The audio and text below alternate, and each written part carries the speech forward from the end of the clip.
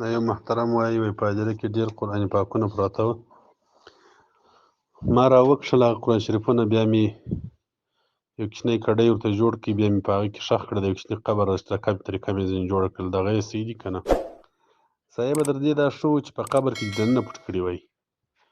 د هغسې وکاږه یو قبر خپل د قریبانو قبر کې دسته بس په هغه کې سره تقسیم که پټ یې که د قبر باندې به هم رحمت وورېږي. په قبر کې پټ کړه، د قبر سر راوشنه، لاندې ډورۍ مه شنه، د سر یې څه راوشنه، پکې ږده یې، هم به پر قبر والا باندې رحمت وورېږي چې دا قرآن شریفونه پکې پراته دي، هم به قرآن پاکونه محفوظ دي، څوک به پرې خېږي نه. و په هدیره کې ښه دي چې سړی په قبر کې دننه پټ کړي.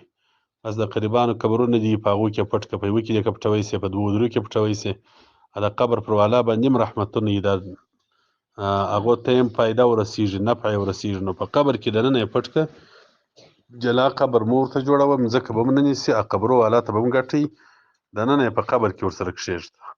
عام طور قرآن پاکونه زاړه سپاري یا غره اخلي، په قبرو کې ایږدئ، خو په قبر کې لاندې په ډورۍ کې مه ایږدئ. د ډوړۍ وروسته چې څه خاورې لا هم پر ولوېدلې، باره یې پر دا سر باندې لوړ ور کښېږدئ، بیا پروا نه کوي، جایز دي.